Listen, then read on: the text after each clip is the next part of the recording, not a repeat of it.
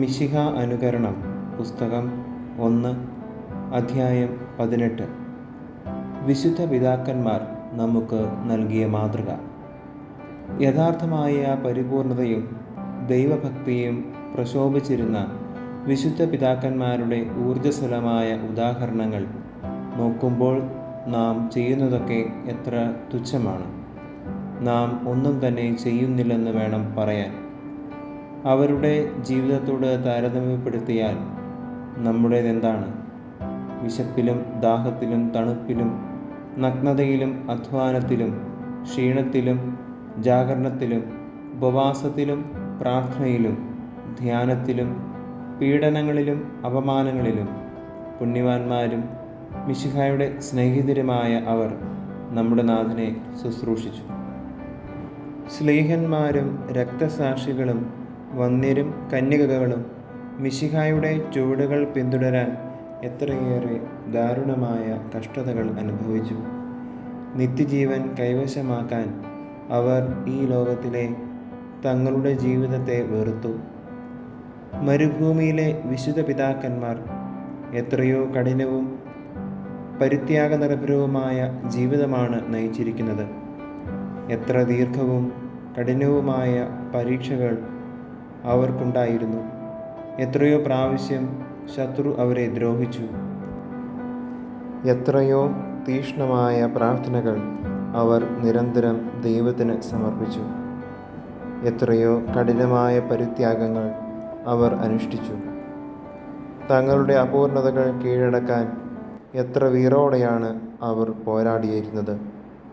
എത്രയോ നിഷ്കളങ്കവും നേരായതുമായ ഉദ്ദേശശുദ്ധിയാണ് അവരെ ദൈവത്തിലേക്ക് നയിച്ചത്. പകൽ മുഴുവനും അവർ അധ്വാനിച്ചു. രാത്രിയിൽ അവർ പ്രാർത്ഥനയിൽ ചെലവഴിച്ചു. അവർ തൊഴിലുകളിൽ ഉൾപ്പെട്ടിരുന്നപ്പോഴും ആന്തരിക പ്രാർത്ഥന ഉപേക്ഷിച്ചിരുന്നില്ല. സമയം മുഴുവനും അവർ ഫലപ്രദമായി വിനിയോഗിച്ചു. ദൈവത്തോടു കൂടെ കഴിച്ചിരുന്ന ഓരോ മണിക്കൂറും അതിവേഗം കടന്നു പോകുന്നത് പോലെ അവർക്ക് തോന്നി. ഗാഢധ്യാനത്തിൻ്റെ മാധുര്യം നിമിത്തം ഭക്ഷണം പോലും അവർ മറന്നുപോയിരുന്നു. വസ്തുവകകളെയും സ്ഥാനമാനങ്ങളെയും ബഹുമതികളെയും ബന്ധുജനങ്ങളെയും അവർ പരിത്യജിച്ചു. ജീവൻ നിലനിർത്താൻ അത്യാവശ്യമായവ പോലും ദുർലഭമായിട്ടേ അവർ ഉപയോഗിച്ചിരുന്നുള്ളൂ. ശരീരത്തിന് ആവശ്യമായ പരിചരണങ്ങൾ നൽകുക കൂടി അവർക്ക് വിരസമായി തീർന്നു. അപ്രകാരം ഭൗമിക സമ്പത്തിനെ സംബന്ധിച്ചിടത്തോളം അവർ ദരിദ്രരായിരുന്നെങ്കിലും കൃപാവരത്തിലും പുണ്യത്തിലും അവർ സമ്പന്നരായിരുന്നു.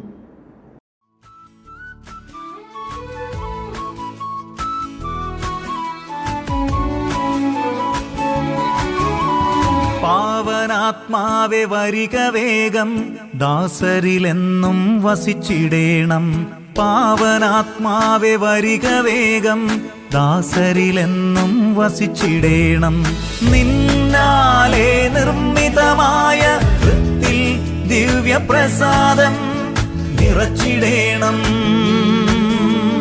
നിന്നാലെ നിർമ്മിതമായ വൃത്തിൽ ദിവ്യപ്രസാദം നിറച്ചിടേണം. ആശ്വാസദായക പാവനാത്മാ, ദൈവീക ദാനവും സ്നേഹവും നീ, ജീവൻ തരുന്നൊരരുവയും നീ, അഗ്നി ആത്മാവിൽ ലേപനവും നീ.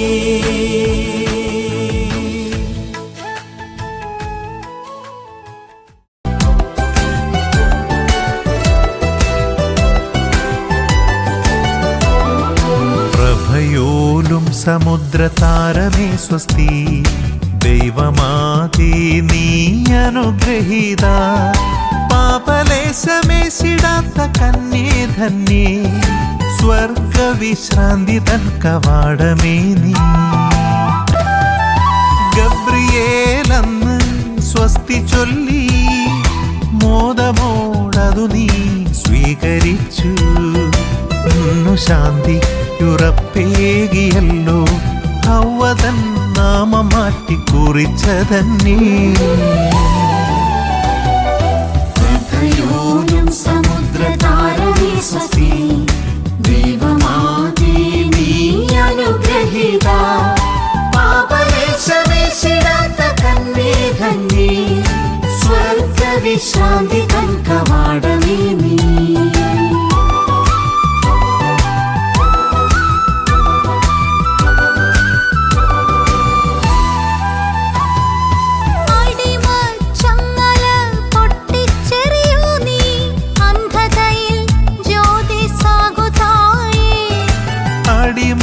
ചങ്ങല പൊട്ടിച്ചെറിയൂ നീ, അന്ധതയിൽ ജ്യോതിസാകുതായേ.